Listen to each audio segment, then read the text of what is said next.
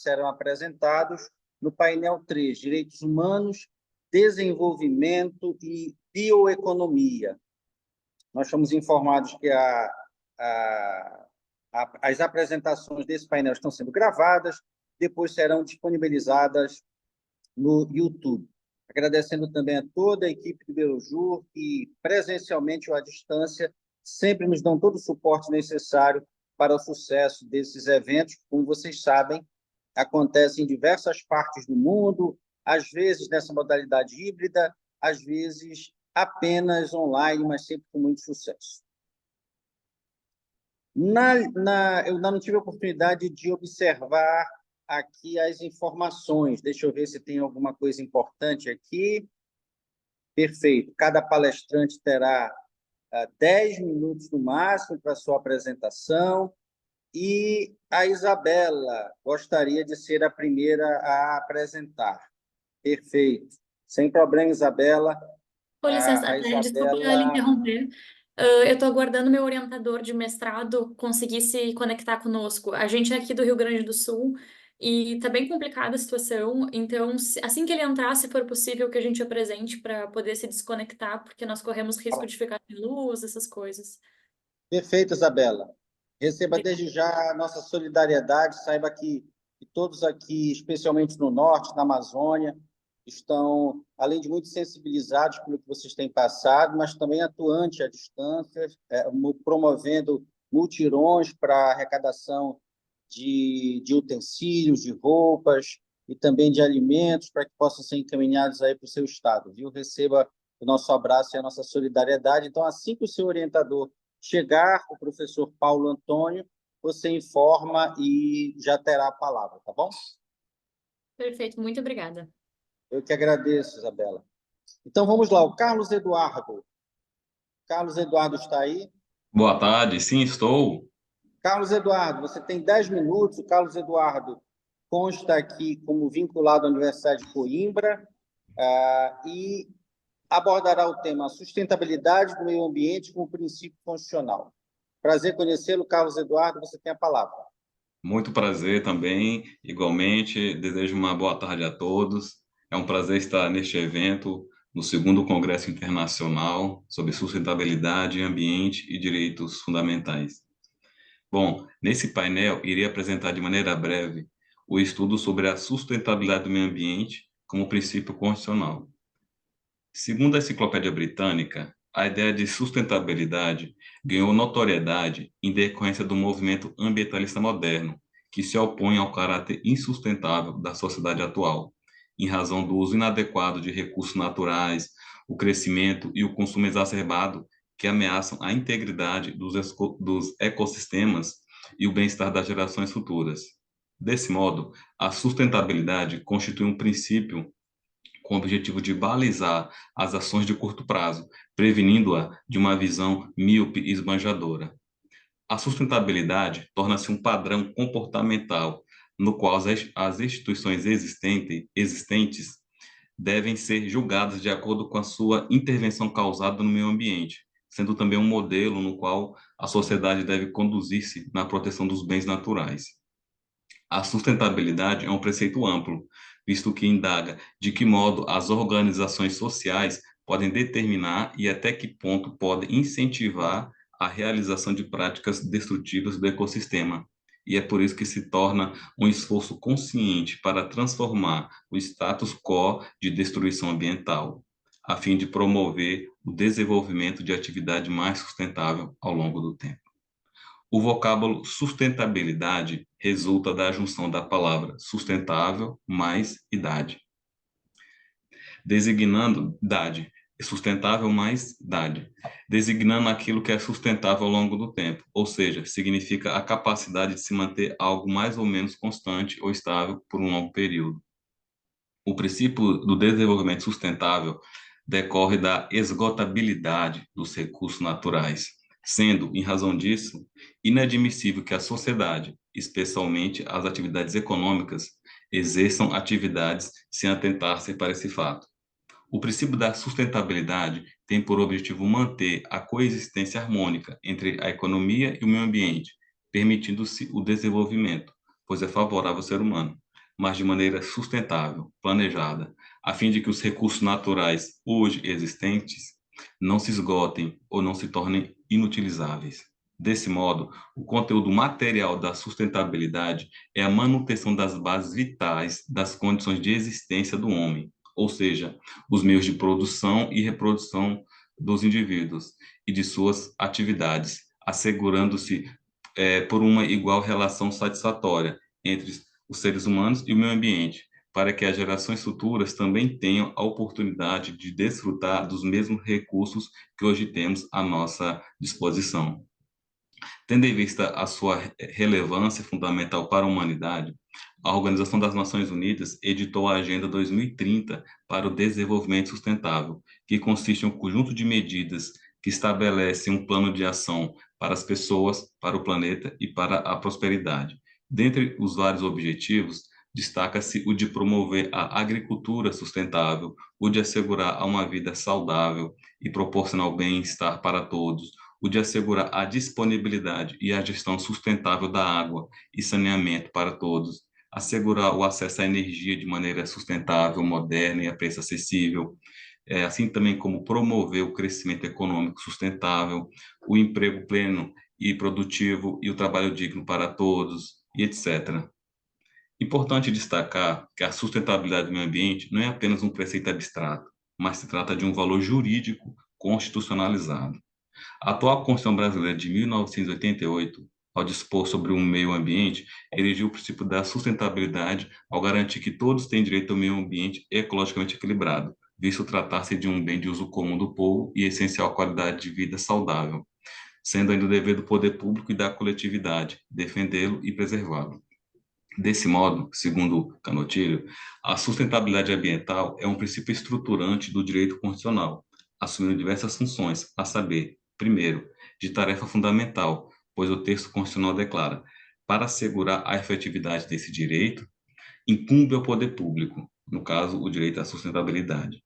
Segunda função do princípio da sustentabilidade é o de princípio geral da ordem econômica, visto que a ordem econômica tem por fim assegurar a defesa do meio ambiente, inclusive mediante tratamento diferenciado, conforme o impacto ambiental dos produtos e serviços, nos termos do artigo 170, inciso 4 da Constituição.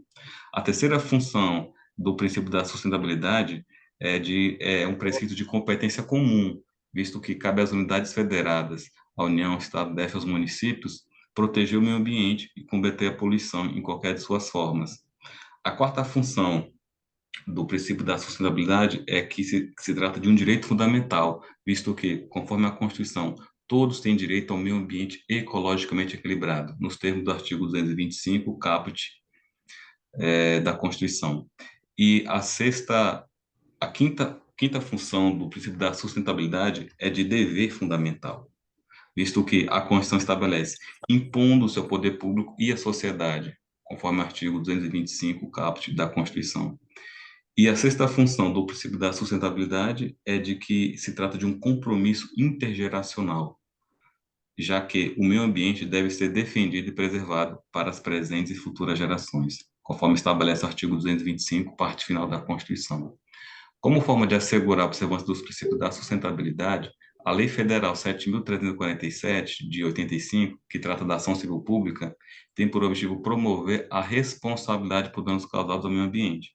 Para tanto, o juiz pode determinar o cumprimento de medidas de prestação, da atividade devida, a cessação da atividade nociva, etc. Desse modo, o sistema jurídico brasileiro prevê instrumentos processuais para garantir a proteção do meio ambiente, no qual se insere o princípio da sustentabilidade. Concluindo, a sustentabilidade ambiental é um princípio constitucional que a todos vincula, seja a sociedade ou o poder público, impondo-se um novo agir ou uma conduta pautada na preservação dos recursos naturais, a fim de preservar o bem-estar de todos e a própria continuidade da existência humana. Ademais, por se tratar de um princípio estabelecido na Carta Magna, afigura-se possível a provocação da jurisdição constitucional, através de instituições legitimadas, como o Ministério Público e as associações que atuam na defesa do meio ambiente, como forma de garantir o respeito ao princípio constitucional da sustentabilidade. São esses os meus breves comentários acerca do tema, e eu agradeço a todos. Muito obrigado. Muito obrigado, Carlos Eduardo. Uma alegria, uma honra ouvi-lo. De muito proveito aquilo que você compartilha conosco nesta tarde. Nós já fomos informados. Ah, Isabela, já pode? Ok.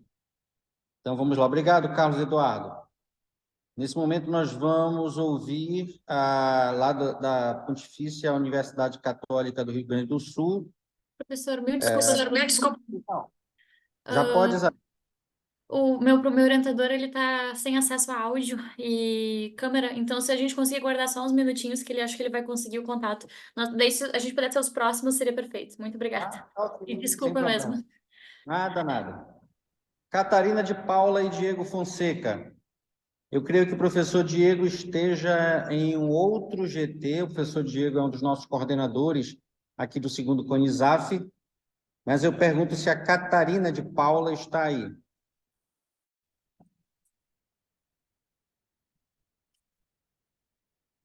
Eu creio que não, que a Catarina não esteja. Vamos então passar para a terceira apresentação. James Amélio de Souza Base e o professor Wilson Engman, da Unicinos. Estão aí? Está aqui o querido James. James, você está sozinho nesta tarde, nessa jornada? Isso, hoje a expansão vai ser feita por mim. Perfeito.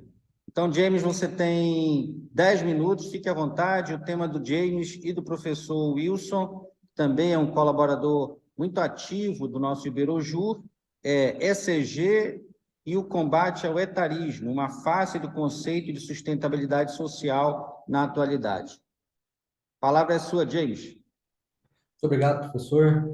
Bom, boa tarde a todos. O nosso tema, então, como já adiantado pelo professor, trata-se do ESG e a sua contribuição para o combate ao etarismo dentro das organizações empresariais. E a partir dessa estrutura do ESG, se observa a responsabilidade social da empresa e essa observância social, ela busca a compreensão da garantia ao trabalho livre de discriminação. Apenas para contextualizar, o etarismo é aquela forma de discriminação onde se tem como critério fator-idade do indivíduo, da pessoa. Pois bem, o trabalho ele procura responder a seguinte indagação: como o tema ESG, especialmente o conteúdo da letra S, poderá incrementar o combate à discriminação etária nas empresas de modo a contribuir para a sustentabilidade social? E essa temática, eu também já adianto que o ESG, esse acrônimo, ele não pode ser utilizado de forma dividida, né? As suas siglas não podem ser observadas somente o E, o S ou o G, né? Apesar do trabalho nosso ter um enfoque maior social, é bom sempre pontuar que as outras siglas, as outras letras, elas estão caminhando sempre acompanhando, né? E aí E fica quando, acho que tem algum áudio aberto. E quando se fala em ESG, se fala naquela empresa que ela busca um olhar e uma atitude, né? Busca ter as boas práticas inerentes ao meio ambiente, inerente aos aspectos sociais, inerente à governança corporativa. Então, e quando trabalha na questão do meio ambiente, que é representado pela sigla S, no contexto empresarial ela tem é um pouco maior, mais amplo o conceito de meio ambiente. Ele engloba não só o meio ambiente natural, né, a fauna e flora, mas também o meio ambiente do consumidor, o meio ambiente do trabalho. Então, ele abarca todas essas outras áreas. E por que ser ESG? Essa é uma pergunta muito utilizada no meio empresarial e também tem uma resposta não muito difícil de se formular. O SG é importante porque é o desejo do capitalismo das partes interessadas, o novo capitalismo, como alguns estudiosos conceitua, né, o capitalismo de stakeholders. Então, o próprio uma vertente do capitalismo, então não tem que se falar em filantropia ou uma visão demasiada questão social. Não, é um interesse que as próprias partes interessadas, elas demonstram em ter seus investimentos em empresas que buscam as boas práticas. E essa questão da adoção do ESG pela empresa possui algumas consequências positivas, como, por exemplo, o engajamento do trabalhador, né, vai se reter os melhores talentos, os clientes, eles são mais engajados. Então, tem uma série de consequências que, ao final, vai gerar lucro para a empresa. Então, vai promover a perenidade dos negócios, da empresa. Então, e por isso, em decorrência desses fatores positivos, que se atribui o desejo do novo capitalismo em observar as boas práticas, em observar a implementação da política de ESG. Bom, especificamente quanto ao tema social, né, voltado ali para o meio ambiente do trabalho, para o trabalhador especificamente, a sua contribuição para o combate ao etarismo é justamente para promover o bem-estar social, o bem-estar dos trabalhadores, principalmente os trabalhadores mais velhos, que no trabalho ficou recortado ali a partir daqueles trabalhadores que possuem 50 anos de idade ou mais. E aqui eu faço um recorte também brevemente, já para caminhar para o encerramento, o porquê de se estabelecer essa faixa etária. Na pandemia, foi esse grupo de trabalhadores, foi essa faixa etária que teve as perdas dos seus cargos, dos seus empregos, e não teve a retomada, ou seja, eles perderam mais empregos e não recuperou isso, mesmo depois de ter passado a pandemia, enquanto todas as outras faixas etárias tiveram recuperação desses empregos e mais, né, tiveram superávit, conseguiram gerar novos empregos. Essa faixa etária continuou tendo essa dificuldade, e por isso nós identificamos como essa faixa etária um grupo vulnerável. Bom, e parto então para a conclusão. A conclusão é de que os critérios, já para responder a questão formulada no trabalho, é que o critério a ser atendido pelas empresas, né, em observância ao aspecto social, é buscar a promoção da diversidade no meio ambiente de trabalho, a intergeracionalidade no ambiente de trabalho, que seria a pluralidade de trabalhadores nas mais variadas faixas etárias. E aqui eu cito um pequeno ponto positivo, que seria a elaboração e a promoção de inovação, né, como sendo o resultado dessa intergeracionalidade, e além da própria promoção da inclusão e manutenção dos trabalhadores que estão nessa faixa etária. Já nessa minha breve explanação, eu procurei abordar aí os temas de maior relevância, né? Então, eu tinha preparado isso para vocês, eu agradeço a atenção e retorno a palavra ao professor. Muito obrigado.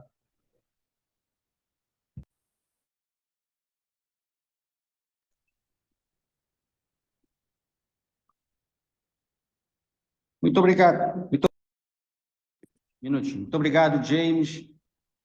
Leve aí um abraço ao professor Wilson, que, como eu disse, está sempre conosco, esteve no evento recente lá em Ribeirão Preto, na USP de Ribeirão Preto, e nos brindou ali, como sempre, com a grandiosidade dos seus estudos. Bom, a Catarina entrou em contato. A Catarina era o segundo nome aqui para fazer a apresentação, mas também a Isabela já nos pede a palavra, então nós vamos agora ouvir a Isabela Werther e o professor Paulo Antônio Caliendo, se estiver presente, e depois nós ouviremos, então, a apresentação da Catarina, aqui da Universidade da Amazônia. Mas, nesse momento, Isabela e o professor Paulo, da PUC Rio Grande do Sul, falando aqui sobre a questão do carbono. Depois ela pronuncia adequadamente essa terminologia a respeito do mecanismo do carbono. Então, vamos lá, Isabela, professor Paulo Antônio, prazer ouvi-los. Vocês têm 10 minutos para essa apresentação.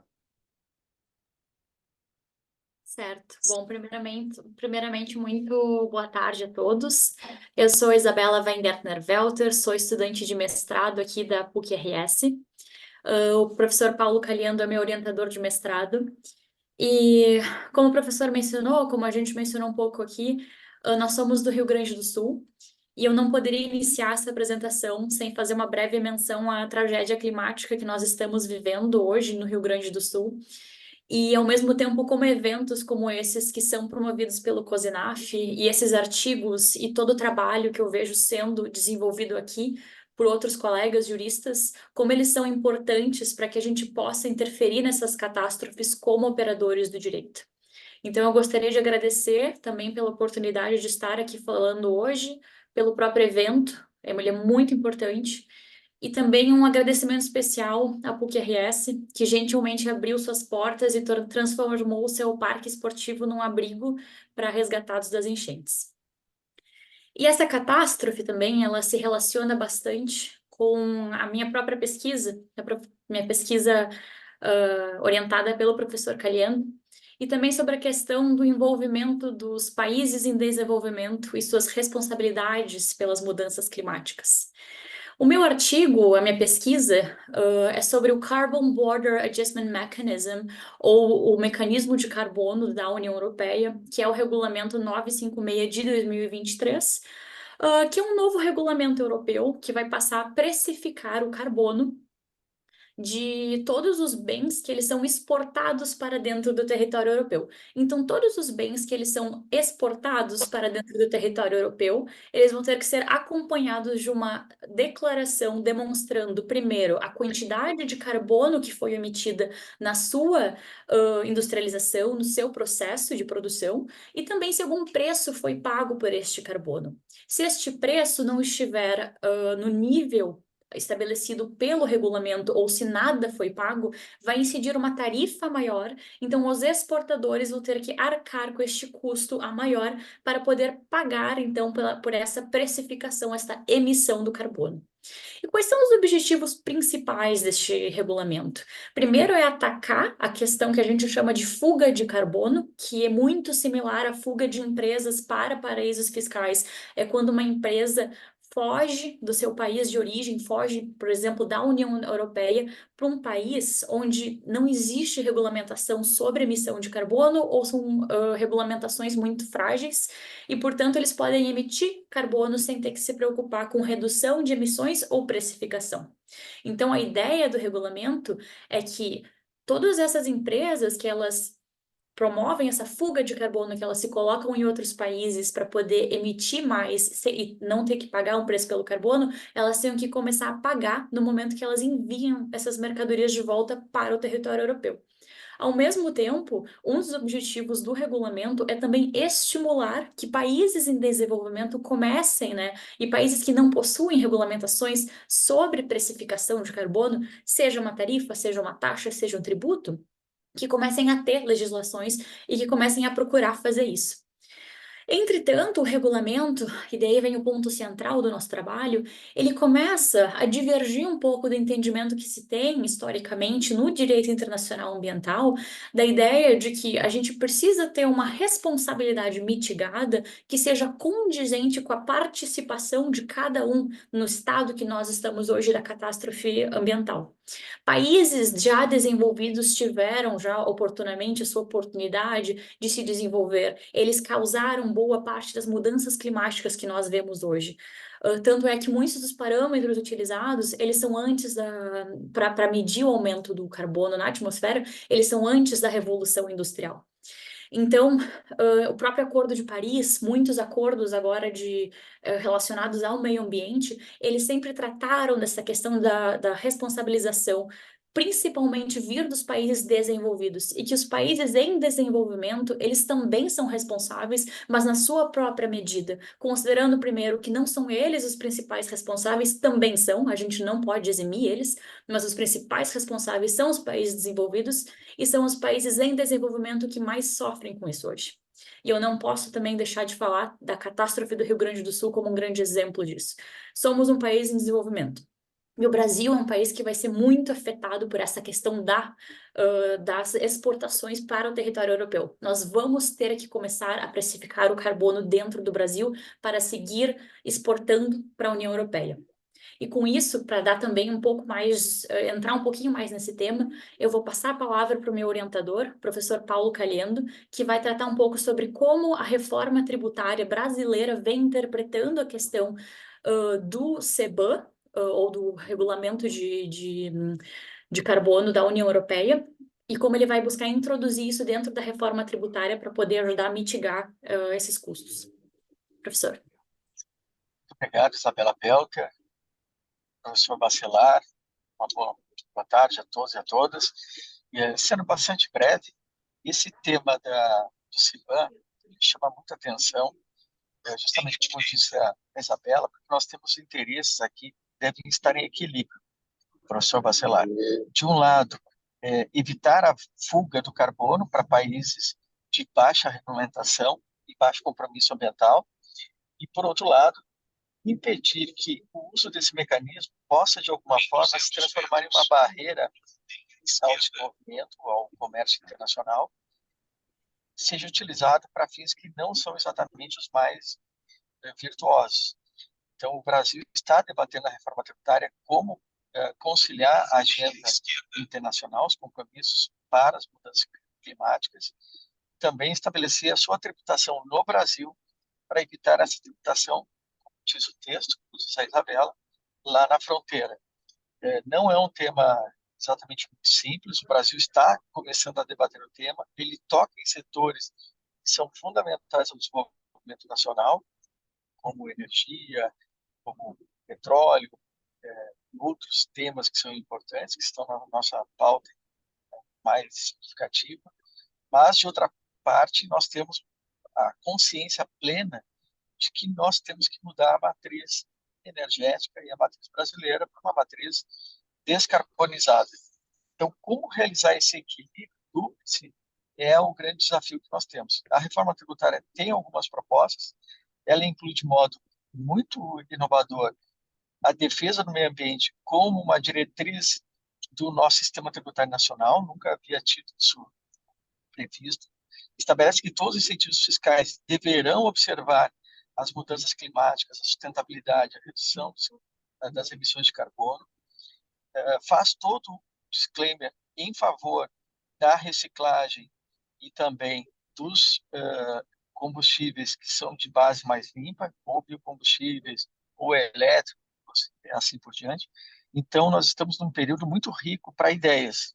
E, por isso, nós estamos contando aí com o apoio dos pesquisadores do Brasil inteiro, porque em período de regulamentação da reforma tributária, toda ideia que venha a mudar a nossa matriz energética e econômica, ela é bem-vinda e terá efeitos duradouros no país.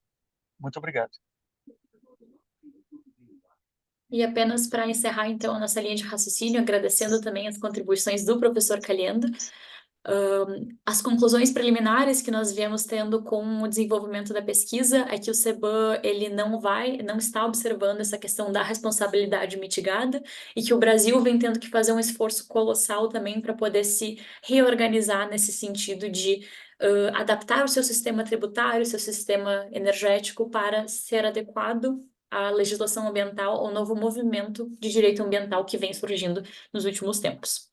Agradeço imensamente o tempo de vocês, espero que todos estejam bem e uma ótima tarde a todos. Nós aqui agradecemos, Isabela, professor Paulo, mais uma vez recebam, não é, a nossa palavra de solidariedade, assim como também ao colega que antecedeu a essa apresentação, o James, lá da Unicinos, não é, que também é na região do Rio Grande do Sul, assim também, como eu acredito, os colegas de agora, o Elson e o Jaime, lá da Universidade do Vale do Itajaí. Então, é interessante como esse grupo acabou congregando colegas aí do sul do país, especialmente do Rio Grande do Sul. Então, recebam o nosso abraço e, se não puderem permanecer, nós entendemos perfeitamente as dificuldades que têm enfrentado aí, mas transfiram aos nossos irmãos do Rio Grande do Sul o abraço aqui da Universidade da Amazônia, de todos os participantes que têm representantes de todas as regiões do Brasil. Tá bom? Muito obrigado, Isabela. E obrigado, professor Paulo. Prazer conhecê-los. Muito obrigada. Obrigado, nós. Obrigado. Um grande abraço. Um abraço, professor Paulo. Um grande prazer. Deus abençoe o Rio Grande do Sul. Catarina, que era a segunda expositora, já está aqui. Eu já expliquei que o professor Diego está atuando presencialmente em outros grupos, ajudando na coordenação do evento, mas a Catarina de Paulo Lima, da Universidade da Amazônia, falará sobre a violação dos direitos humanos na República Islâmica do Irã, uma análise crítica da obra Persépolis. Você tem 10 minutos, Catarina. Boa tarde, professor. Como o senhor falou, o professor Diego está presencialmente. Eu acabo pedindo desculpas também pelo meu atraso. Acabei errando os horários, mas me apresentando brevemente, meu nome é Catarina. Eu sou acadêmica do curso de Direito da Universidade da Amazônia. Estou no último período do curso também, e o professor Diego ele é meu orientador, tanto no grupo de pesquisa quanto em outros trabalhos também que costumamos apresentar. Bom, o tema do meu trabalho é a violação de direitos humanos na República Islâmica do Irã, uma análise crítica da obra Persépolis. Fazendo uma breve introdução, esse tema ele veio após a leitura do livro Persépolis, que é escrito, de autoria da Marjane Satrapi. Ela é uma autora iraniana que hoje, atualmente, ela mora na França e, basicamente, foi uma apresentação de TCC. Esse tema ele foi uma apresentação de TCC, defendi ano passado. E o problema proposto no trabalho é analisar por um viés jurídico, porque todos os trabalhos que eu acabava encontrando de Persépolis era uma obra, análises literárias também, do curso de letras. Então, achei interessante trazer também, pelo viés jurídico, os impactos das violações previstos no livro também, dos direitos humanos, ocasionados na República Islâmica do Irã após a Revolução Islâmica. E Persépolis, ela fala abertamente também sobre essa dominação, tanto contra as mulheres, também contra crianças, contra homens, mais especificamente contra as mulheres. E no meu trabalho, eu trato também sobre a tortura, a privação de liberdade, o direito das mulheres e as perseguições também. E como as legislações internacionais, juntamente com a Declaração de Direitos Humanos, eles atuariam tutelando os direitos desses indivíduos que têm seus direitos violados, né? O objetivo da investigação é justamente investigar a proteção e a garantia jurídica a esses indivíduos e como esses grupos e as omissões do poder público, eles também acabam impactando na vida dessas pessoas. A Marjane, ela é nascida também em uma cidade no Irã, e ela retrata, o livro em si, ele é uma história em quadrinhos, e ele retrata justamente o regime ditatorial. Ela fala desde antes da Revolução Islâmica e após a Revolução Islâmica. Então, é interessante analisar como a questão política também, a questão do governo, ela impacta muito ela impacta na questão social, como isso afeta as diferentes camadas da sociedade e como também a luta entre as oposições.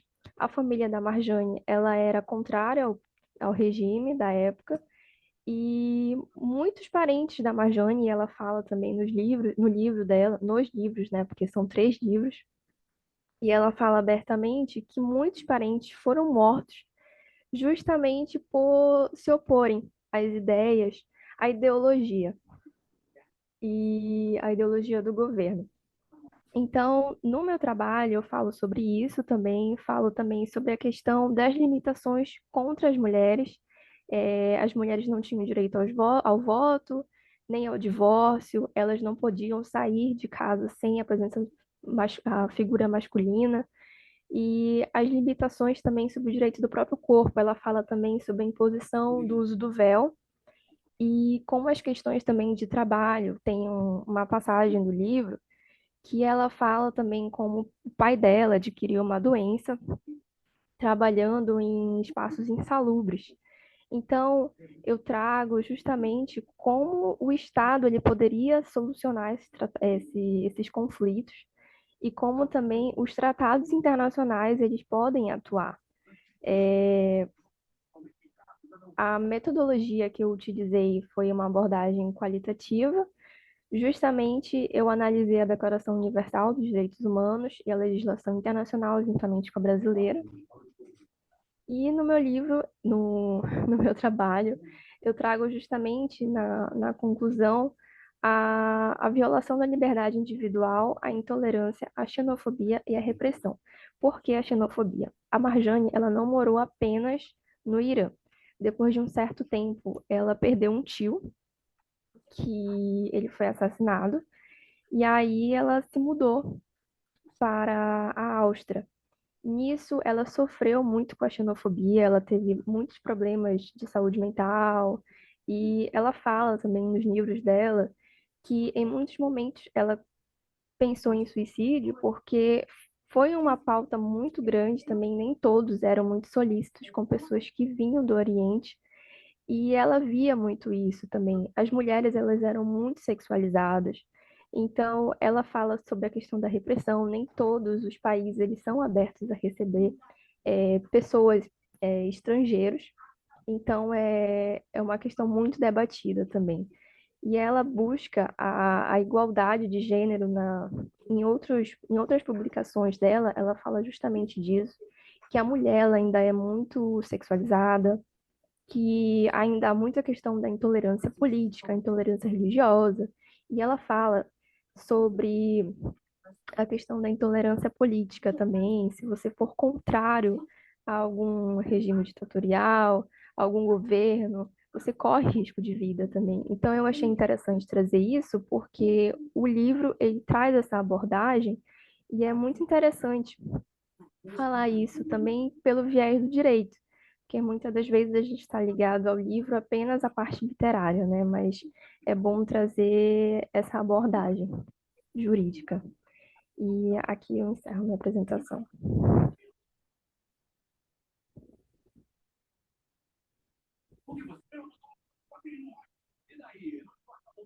Muito obrigado, Catarina.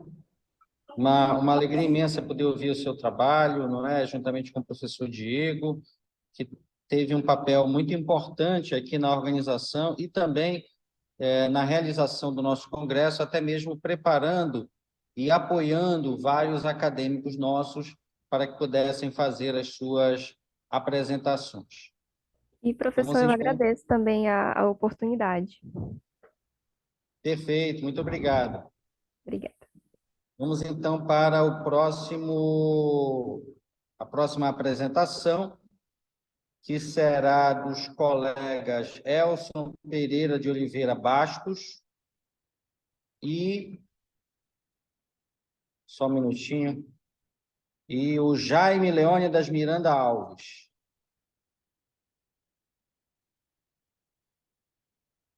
Eles falarão sobre o tema sustentabilidade como critério de diferenciação dos direitos fundamentais de quarta dimensão. São dois colegas da Unicinos. Não, desculpe, da Univale. Univale do Itajaí. Boa tarde, meus cumprimentos ao professor Jefferson Bacelar. Não sei, eu já tenho a palavra, professor? Desculpa. Desculpe, Sim. Perfeito, então. Então, meus cumprimentos ao professor, uma honra estar aqui no Iberojus, né, participando deste congresso tão importante para o Brasil, para a nossa região norte, né, para o direito ambiental. e outras áreas que têm intersecção com o direito ambiental.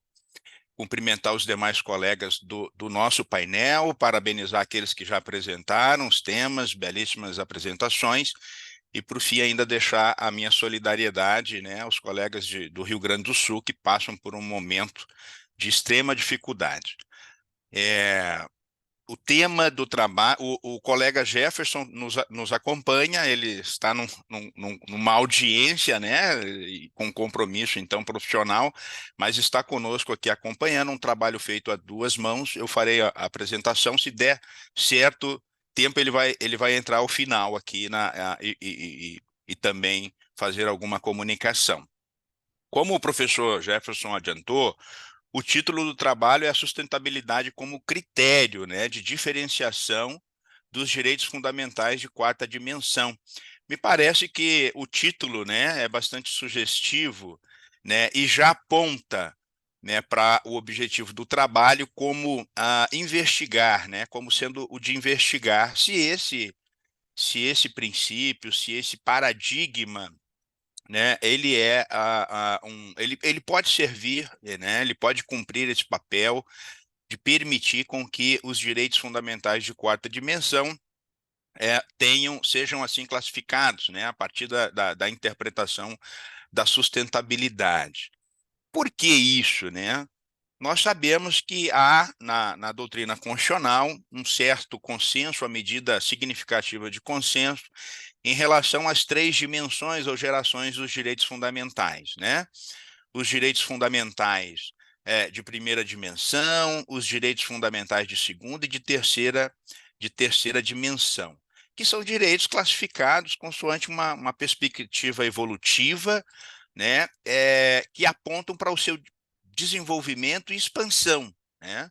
Ampliando, portanto, o leque de proteção da pessoa individual, né, para uma abordagem social e, por fim, também uma abordagem supraindividual, coletiva ou difusa, de modo que essa classificação externa uma expansão, né, uma ampliação, uma ampliação que se soma e não que muda, ela é acumulativa, né, uma sucessão acumulativa de proteção dos direitos por conta da teoria dos direitos fundamentais. Mas quando nós chegamos depois desse ponto, aí já não temos mais consenso e, na verdade, as coisas ficam divididas, né? E há aqueles que sequer compreendem que seja possível falar de uma quarta dimensão, outros que defendem uma quarta dimensão, né, a partir de perspectivas biotecnológicas, e outros ainda que eles consideram que esse é um tema aberto, né, ainda merecedor de reflexão, e está na pauta aí para as discussões. Então, a gente apresenta uma proposta, né, para caracterizar esses direitos fundamentais de quarta dimensão. E a sustentabilidade seria, na nossa perspectiva, né, no nosso trabalho, na nossa pesquisa, o critério diferenciador. Pontos importantes a serem destacados para compreendermos, então, o sentido, né, a densidade da interpretativa da sustentabilidade, que vai servir, então, de elemento para essa classificação. E aí nós damos ênfase no trabalho a dois pontos fundamentais, né? O primeiro, três, diríamos assim. O primeiro deles é o da distinção entre a sustentabilidade e o desenvolvimento sustentável, né? Há quem trate como ideias intercambiáveis, né, como ideias sinônimas até, mas na nossa perspectiva há uma diferenciação e nós abordamos essa diferenciação, né, entendendo a sustentabilidade como uma perspectiva deontológica, ou uma perspectiva teleológica, ou finalista, né, mais no campo ideal, e o desenvolvimento sustentável uma perspectiva mais concreta, empírica, né, daquilo que a gente olha, né, na sociedade como vigente, né? Então, a sustentabilidade seria um critério que aponta para o futuro, que aponta para condições ideais e que vai exigindo correção, adaptabilidade, consoante a necessidade e as exigências de alcançá-lo, né? E o desenvolvimento sustentável como as medidas práticas, né, implementadas no nosso dia a dia a partir das instituições estatais, não governamentais, da sociedade como um todo. A partir dessa diferenciação, então, nós apontamos dois aspectos relevantes para que essa sustentabilidade possa ser o nosso critério diferenciador, que é a visão sistêmica da sustentabilidade, e aí a visão sistêmica compreendendo todas as dimensões dessa sustentabilidade, a dimensão ambiental, a dimensão social, né, a dimensão econômica e outras dimensões, como a tecnológica, cultural também, né? Analisadas essas dimensões para além de uma perspectiva interdisciplinar e de interdependência, né, uma verdadeira perspectiva sistêmica, né, em que considera essas dimensões, né, a partir de uma rede, né, que se interrelaciona reciprocamente, né, com todos esses aspectos que são os núcleos, né, de cada uma dessas dimensões da sustentabilidade. E, por fim, uma outra característica importante, além da diferenciação e além da visão sistêmica, a perspectiva pós-antropocêntrica, né, que a sustentabilidade exige, que a sustentabilidade coloca em perspectiva, podendo se falar aí de uma dimensão biocêntrica ou mesmo ecocêntrica, né, da sustentabilidade. No nosso trabalho, nós optamos pela abordagem ecocêntrica, né, da sustentabilidade. Assim, o critério diferenciador, portanto, é o da sustentabilidade interpretada como uma superação do antropocentrismo, né, e também como uma perspectiva hermenêutica sistêmica de todas as dimensões que compreendem a sustentabilidade. Com isso, né, com esses elementos, com a configuração desses elementos, nós, então, no trabalho, apresentamos a sustentabilidade como um critério diferenciador, né, que coloca os direitos fundamentais, que permite, então, nós defendermos, né, na nossa perspectiva do trabalho, uma quarta dimensão dos direitos fundamentais, né, a partir de uma leitura pós-antropocêntrica e de uma leitura hermenêutica sistemática, de modo que todos aqueles direitos,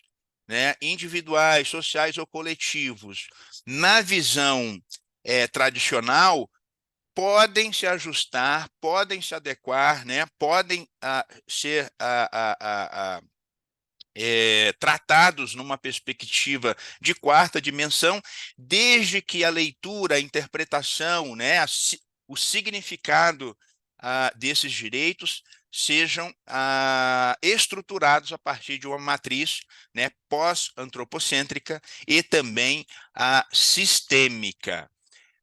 Enfim, em síntese, né, para não demorar, essa é a essência do nosso trabalho, e fico à disposição para outras considerações se for necessário, mas encerro aqui a minha participação agradecendo a audiência de todos. Muito obrigado. Nós é que agradecemos, Elson, encaminhando também as nossas saudações pelo belíssimo trabalho ao Jaime, não é, que, como você disse, está nos acompanhando, está mesmo, não é? Ele consta aqui do grupo de pessoas que está na assistência desse painel, do painel número 3 do segundo CONICET. Está aqui o Jaime Leônidas, agradecemos muito, Jaime, pelo trabalho em si, que com certeza enriquece bastante as temáticas que estão sendo discutidas nesses 2 dias aqui no CONISAF. Então, muito obrigado aos colegas de Santa Catarina, um abraço também aos catarinenses. Bom, nós vamos para a próxima apresentação. Eu acompanhei há pouco que o professor Fábio está aqui nas atividades presenciais, cuidando de 4 grupos que estão concomitantemente sendo desenvolvidos, 2 totalmente presenciais e 2 também 100% online, e ele está na coordenação de tudo. Está como um coautor do próximo trabalho, mas eu creio que a Ana Flávia Azevedo, da Universidade Lusófona de Portugal, fará a apresentação sobre o tema ética empresarial, sob a perspectiva da responsabilidade social das empresas. Ana Flávia, você está aí? Estou aqui. Prazer. 10 minutos você tem. Igualmente, muito obrigada. Boa tarde a todos. Começo cumprimentando, claro, esse evento que acabou a calhar num momento tão importante, não é, do país. Meu nome é Ana Flávia Azevedo, eu sou mestranda aqui de Portugal. O professor Fábio está aí presencialmente, mas vou deixar aqui o meu agradecimento mais que especial a ele. Ele é meu professor do mestrado e também pelas orientações em todos os meus trabalhos. Deixo aqui também o cumprimento a todos os colegas presentes, a solidariedade ao povo do Rio Grande do Sul e também a todos os que já apresentaram os trabalhos, que foram todos muito esclarecedores, muito importantes sobre o tema que vamos aqui discutir hoje, não é? Muito obrigada a todos vocês, muito obrigada, professor Jefferson, pela oportunidade. Como o professor já adiantou, o nosso trabalho, meu e do professor Fábio, é sobre ética empresarial e da perspectiva de responsabilidade social das empresas. E eu vou aproveitar aqui sobre alguns conceitos que já foram trazidos por outros colegas nas outras apresentações, para dizer um pouco sobre a ética empresarial. Nesse aspecto, eu gosto muito de um conceito de um filósofo chamado Carroll, que ele diz que a ética empresarial tem que ser vista como as situações, as atividades e as decisões no âmbito da empresa em que o binômio certo e errado é discutido. E, nesse sentido, nos faz analisar que não existe uma regra muito clara sobre certo e errado, mas que sim podemos analisar e discutir sobre essa perspectiva, muitas vezes, que nos limita. No sentido da ética empresarial, a gente procura sempre entender o fim para qual aquela decisão se destina. Se estamos pensando e vendo a empresa ainda enquanto primeiros conceitos, como único e principal objetivo do lucro, ou se nós conseguimos entender o que um outro colega já falou aqui sobre neoliberalismo, que seria o entendimento de que a empresa reflete a sociedade em que ela se encontra e, ao mesmo tempo, é refletida por essa sociedade na medida que todos os participantes da empresa, enquanto fornecedores, enquanto pessoas que trabalham, enquanto pessoas que compram e que consomem, acabam por ser influenciadas pela maneira como aquela empresa está na sociedade e também influenciar essas pessoas. Nesse sentido, nos cabe e nos coube dizer e desenvolver no nosso trabalho sobre a responsabilidade social desenvolvida enquanto conceito pela ISO, que muitos de vocês já devem estar extremamente habituados a ouvir falar, que fornece aquelas certificações, temos aí algumas muito famosas para critérios, e a ISO 26000, que é a que a gente procurou abordar, não fornece uma certificação, mas fornece um guia no sentido de orientar todas as empresas e a atividade empresarial para esse comprometimento com a responsabilidade social. Essa ISO 26000, ela traz 7 pontos principais que nós poderíamos aqui destacar: a prestação de contas, a transparência, o comportamento ético, o respeito pelos interesses das partes e o respeito pelo Estado de Direito, e ainda o respeito pelas normas internacionais de conduta e o respeito pelos direitos humanos. Nesse sentido, a ética empresarial não seria algo para engessar o funcionamento das empresas ou para viver num mundo utópico onde as empresas se responsabilizem ou não queiram o lucro, mas que consigam desenvolver a sua atividade empresarial e sim a sua busca por lucro, pensando e visando em práticas sustentáveis e que afetem da melhor maneira possível a sociedade em que elas se encontram. Nesse sentido, existe a conduta empresarial responsável, e é isso que nós queremos incentivar, porque entendemos que a conduta empresarial que é irresponsável e que não se compatibiliza com as necessidades do mundo atual traz muitas consequências ruins e negativas para a empresa, que muitas vezes são catastróficas. Então, por que não incentivar que as empresas tenham essa responsabilidade, olhem para o seu entorno, entendam que elas afetam muitas vidas e que, em troca disso, também tenham muitas outras consequências positivas, da mesma maneira que muitas vezes as consequências negativas acabam se ampliando no meio empresarial.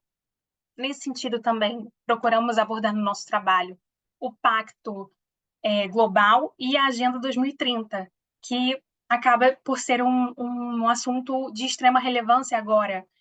Esse Pacto Global foi assinado na Organização das Nações Unidas no ano de 2000, e parece que não, mas isso já faz 24 anos.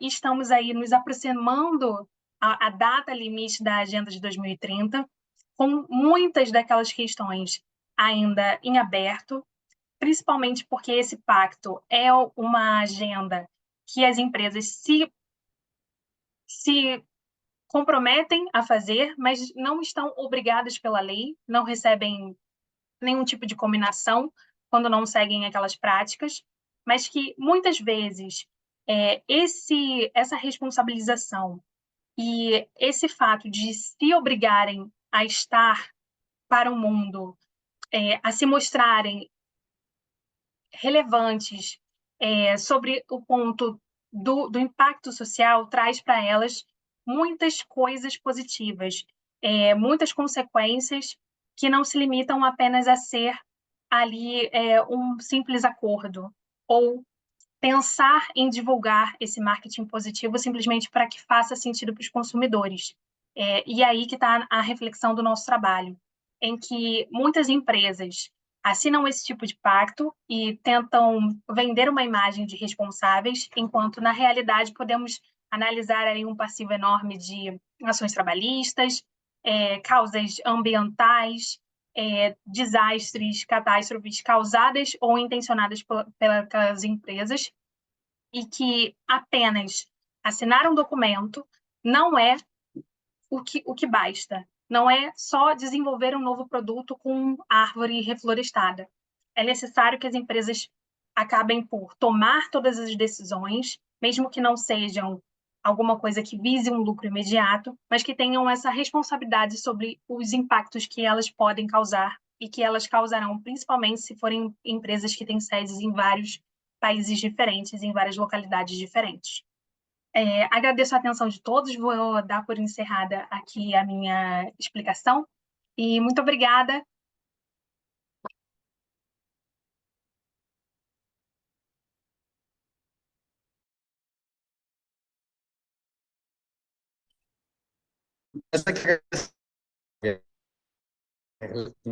Receba o nosso abraço também, e aqui daqui a pouco o professor Fábio nos conduzirá. Depois desse momento, não é, nós teremos mais um ciclo de palestras nos outros painéis, no painel 4, 5 e 6, mas nós teremos ainda agora à tarde, transmitido lá do auditório aqui da UNAMA, 2 palestras interessantíssimas, e à noite também mais 2 palestras, inclusive com o professor Fábio Veiga, que é o presidente do Iberojur, e você tem a alegria e a honra de tê-lo também como seu orientador no mestrado. Então, receba o nosso abraço, muito obrigado pela maneira profissional.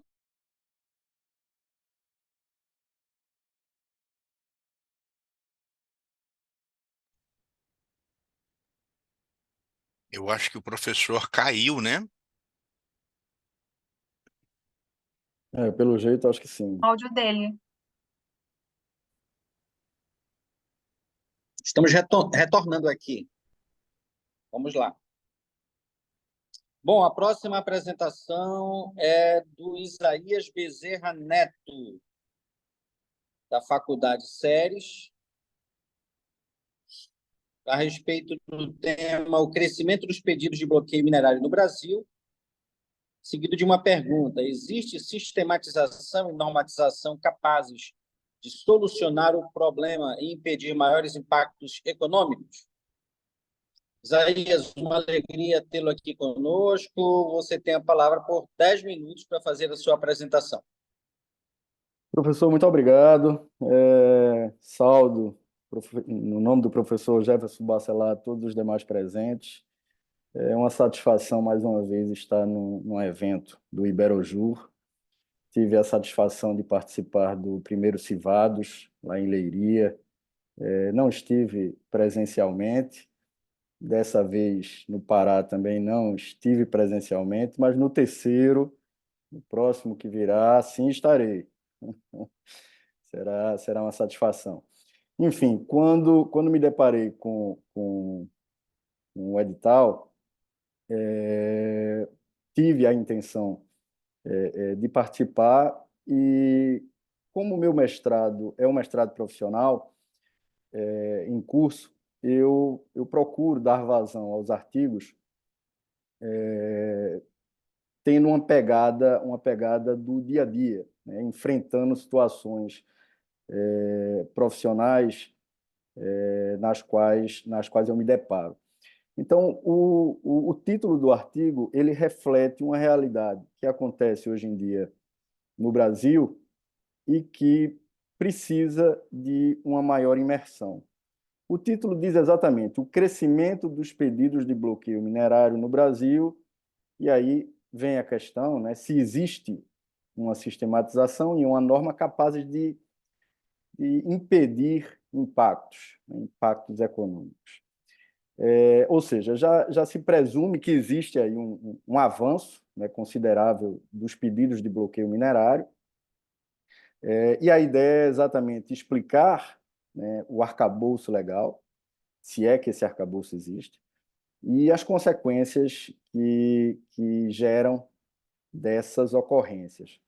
O breve artigo ele passeia, né, sobre a análise econômica do direito, ele versa também sobre o crescimento da geração eólica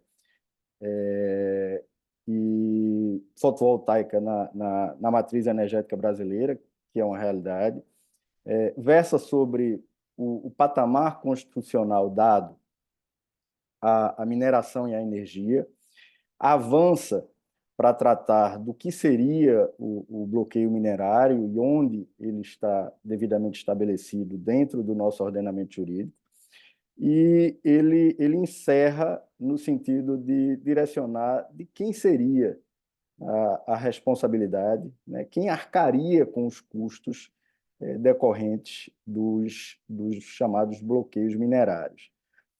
Pois bem, na questão relacionada à análise do direito, na análise econômica do direito, o Brasil possui uma legislação de base, né, que é a LINDB, que é a Lei de Introdução às Normas do Direito Brasileiro, que ela diz, de uma forma ampla, que não se decidirá nas esferas judicial, econômica e até na própria controladoria, né, sem que se analise as consequências práticas de cada decisão. Qual é a ideia de fazer uma interligação do tema com a análise econômica do direito?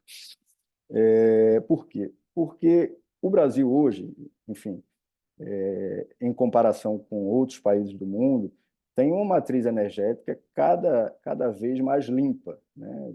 Na última medição, estamos em torno de 85%, lastreado basicamente em hidrelétricas, eólicas e fotovoltaicas. O crescimento das eólicas e das fotovoltaicas é relativamente recente, a partir da desverticalização da linha de geração energética brasileira. Esse crescimento, né, ele veio lastreado num planejamento, e esses planejamentos geraram os leilões, os conhecidos leilões de energia, que são devidamente embasados em regras. Existe uma série de relatórios que são estabelecidos para que cada um desses leilões possam acontecer.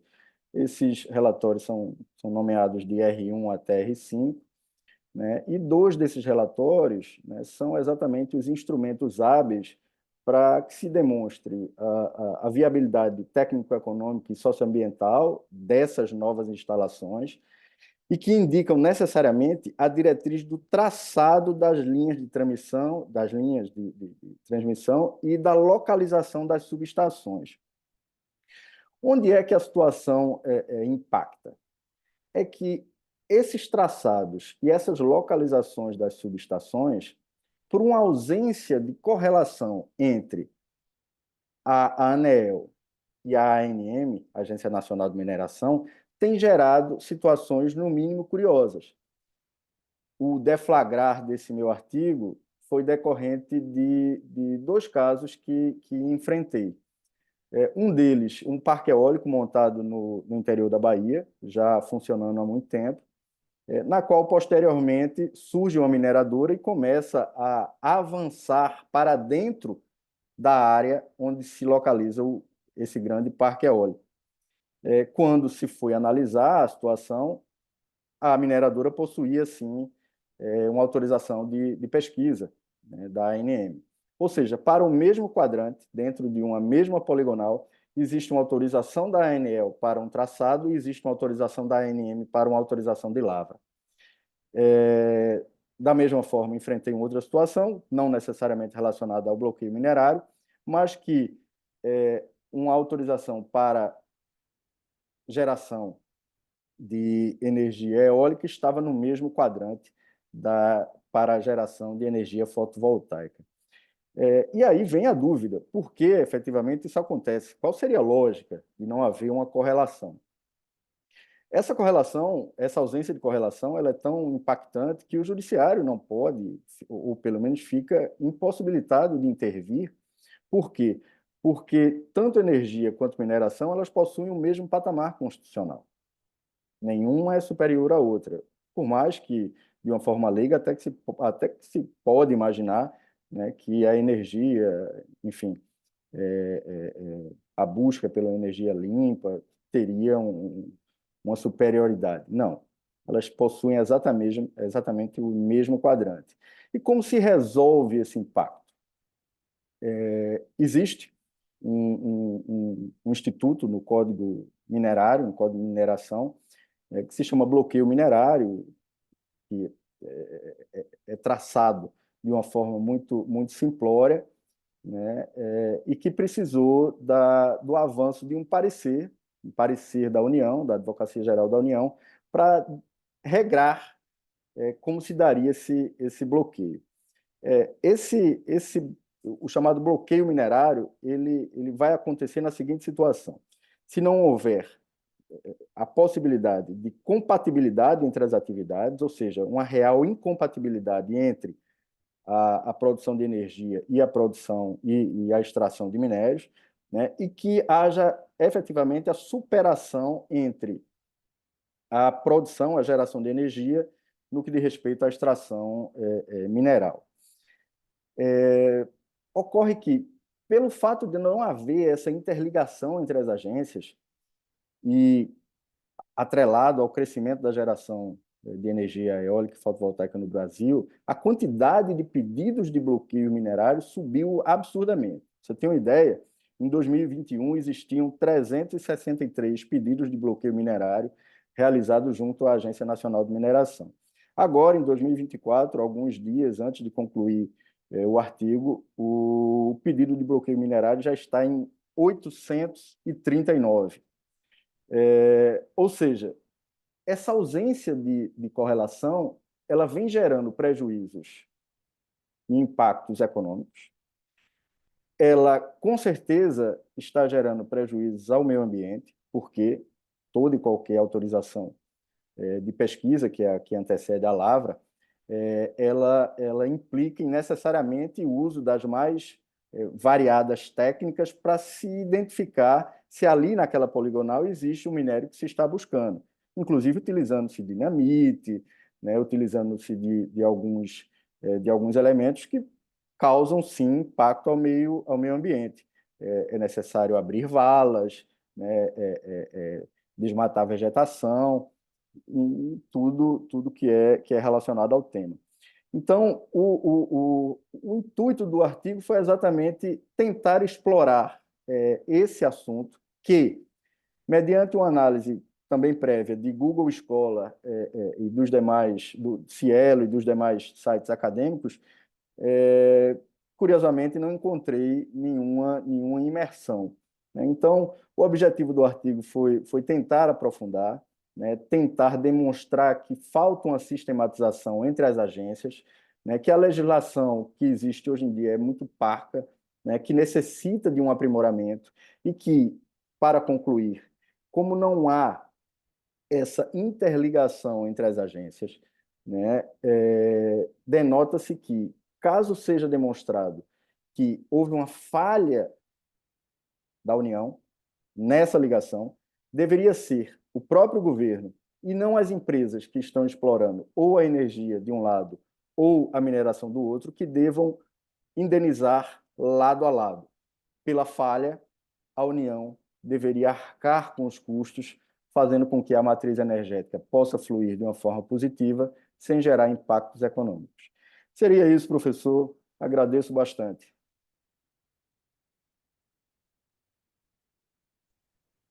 Nós é que agradecemos, professor Isaías, e realmente as informações, o conteúdo da sua apresentação, com toda certeza, nos levam a reflexões importantes para todas as regiões do Brasil, mas em especial aqui para o norte, né, que é uma região até dependente da questão minerária e sem dúvida nenhuma, é preciso enfrentar essas observações, essas provocações que o senhor também explanou na sua apresentação. Nós vamos, então, para a última apresentação desse painel, o painel de número 3, lembrando aos senhores e às senhoras que já fica o nosso convite para às 16h30, no link do Congresso, das palestras do Congresso, palestras que acontecerão lá no auditório e serão também transmitidas, assim como a partir das 18h30, as palestras de encerramento, inclusive com o nosso presidente, o professor doutor Fábio da Silva Veiga. Nós vamos, então, para a última apresentação, que será comandada pelo João Emílio de Assis Reis, do Instituto Federal de Educação, Ciência e Tecnologia do Rio de Janeiro, que abordará o tema a obsolescência programada para um problema ambiental, a responsabilidade social das empresas frente ao ODS número 12 e ao direito fundamental ao ambiente. João Emílio, está? Estou aqui, professor. Pode me ouvir? Pois não, João Emílio, você tem 10... Estou lhe ouvindo. 10 minutos para a sua apresentação. Agradeço a oportunidade, professor Jefferson Bacelar, e através do senhor, eu saúdo a todos aqui presentes, e também ao Iberojur pela realização deste congresso e por toda a contribuição, né, científica e social com temas tão importantes, né, para todos nós. O meu tema específico aqui é um tema de estudo que já tenho há bastante tempo. Eu sou professor de Direito Empresarial e de Ética e Sustentabilidade no Instituto Federal do Rio de Janeiro e há algum tempo trabalho com temáticas ambientais e de transparência empresarial. Então, eu busco aqui analisar o problema da obsolescência programada, que é esse fenômeno que temos hoje aí, né? Como uma estratégia dos fabricantes, né, de produtos, dos fornecedores de produtos e serviços, de forma deliberada e planejada, de reduzirem a vida útil ou a funcionalidade de determinados produtos e serviços como forma de incitar os consumidores a adquirirem novos produtos e serviços. É um fenômeno típico da sociedade de consumo hoje, né? Uma sociedade baseada em produção em larga escala, em crescimento de produção contínua e também dentro de uma cultura, né, de consumo, onde muitas vezes as pessoas dão um significado às suas vidas pelo que podem consumir, pelo que podem comprar. Ocorre que a obsolescência programada ela é um tema de regulamentação bastante nova, embora não seja um fenômeno tão novo assim. Já se tem notícia de obsolescência programada como estratégia desde o final do século XIX. Somente agora a gente está lidando com ela em diversos aspectos da nossa vida em sociedade.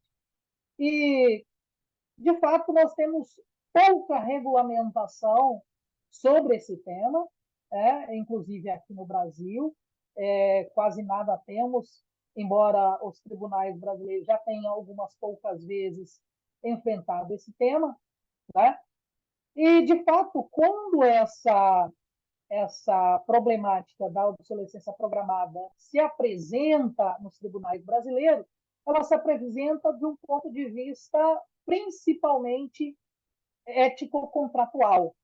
Tá? Quando a gente vê o cuidado dos tribunais com este tema, a gente vê uma questão que é analisada especialmente do ponto de vista do direito do consumidor. Ora, o que ocorre? Muitas vezes, a obsolescência programada ela é um problema ético-contratual, sim, mas em outras vezes não. E nós não podemos negar que a obsolescência programada ela tem um grande impacto negativo do ponto de vista ético-contratual, mas também do ponto de vista ético-ambiental. Né? Vemos aí a grande produção, a gente tem números aí de diversas organizações, de diversos governos e da própria ONU a respeito da produção de lixo, de resíduos sólidos, né? E mesmo em certas situações em que a obsolescência programada pode não representar um problema ético-contratual, imaginemos a situação em que o consumidor está devidamente informado do baixo tempo de vida útil daquele produto. Imaginemos aquela situação do que chamamos de obsolescência psicológica, que é aquela situação em que o produto não apresenta uma baixa funcionalidade, mas a gente tem o lançamento de novos produtos como forma, né, de fazer que o consumidor descarte um antigo produto ainda funcional, mas em razão de estratégias de marketing, compre outro produto, compre um produto novo sem que o antigo esteja completamente não funcional. Bem, mesmo nesse caso, quando a gente pode não ter um problema ético, é inegável que existe um problema ambiental em razão justamente da produção de resíduos sólidos. Tá?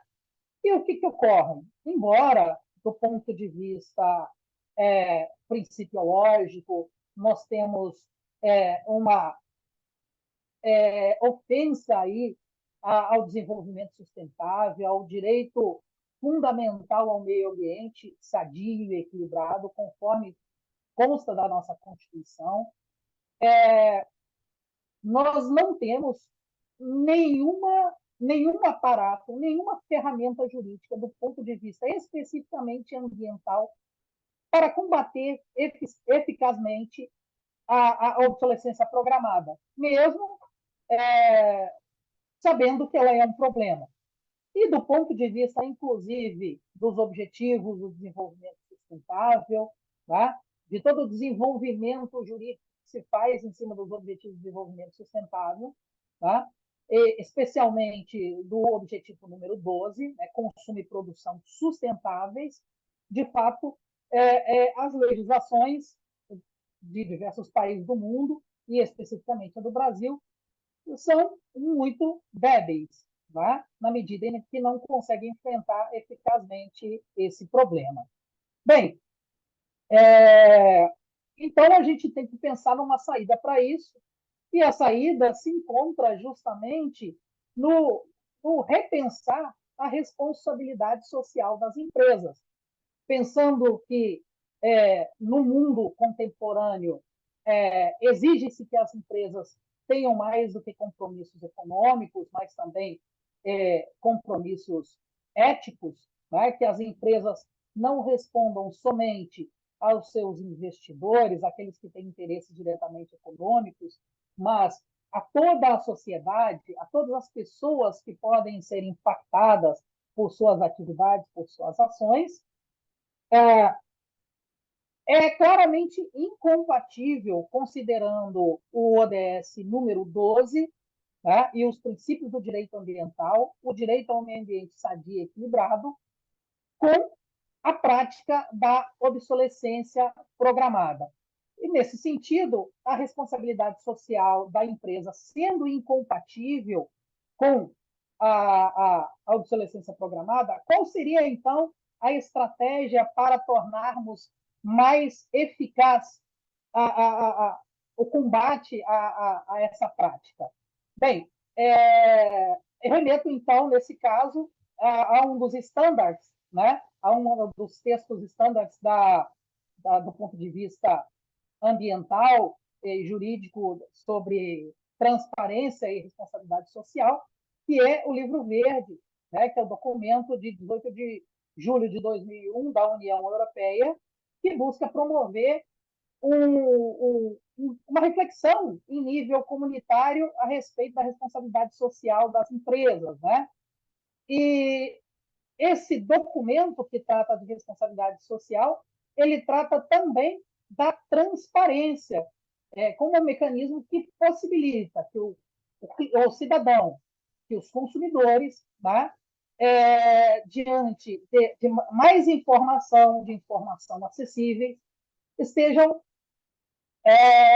aptos a fazer uma verdadeira auditoria social sobre as atividades empresariais e, dessa forma, esse mecanismo de auditoria social então, uma ferramenta para que a gente concretize, um primeiro passo para que a gente concretize a responsabilidade social da empresa como uma resposta ao problema da obsolescência programada, diante de ainda termos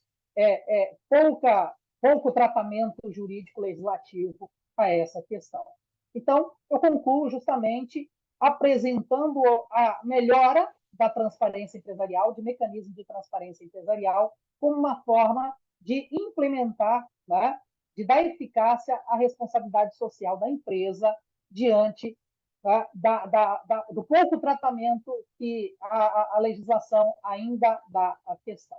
Concluo por aqui, professor, agradecendo mais uma vez a oportunidade e saudando os colegas. Muito obrigado, professor João Emílio. Peço até desculpas se eu não fiz a devida referência à condição de professores, de docentes, de alguns daqueles que fizeram apresentações. A gente acaba não tendo a informação, mas é sempre importante que cada um dos senhores e das senhoras possam, não é, nas suas falas, nos informar que estão nessa missão tão importante que é a docência. Mas muito obrigado. Como os senhores perceberam, as luzes mudaram aqui na universidade.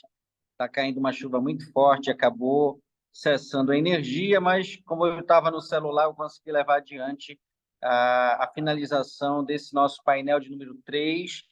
Foi uma honra imensa poder ter atuado como moderador do mesmo, substituindo o professor Alberto Papaléu, que não conseguiu chegar a tempo. Mas nós vamos encerrar realmente, até para nos prepararmos para os outros painéis presenciais e remotos, fazendo o convite para, a partir das 16h30, poderem acompanhar 2 palestras que ocorrerão no auditório da UNAM, mas que serão transmitidas, assim como 2 palestras também à noite, a partir das 18h30. Muito obrigado ao Carlos, à Catarina, ao James, ao Elson, ao Jaime, à Ana Flávia, à Isabela, ao professor Paulo, ao doutor Isaías e também ao professor João Emílio. Prazer conhecê-los. Esperamos vocês, se se houver essa oportunidade no terceiro CONISAF, no próximo ano, em maio de 2025, se Deus permitir, aí sim um evento totalmente preparatório para a COP30, que ocorrerá aqui em Belém do Pará, se Deus quiser, no final de 2025, novembro de 2025. Um grande abraço a todos e uma excelente tarde. Abraço a todos.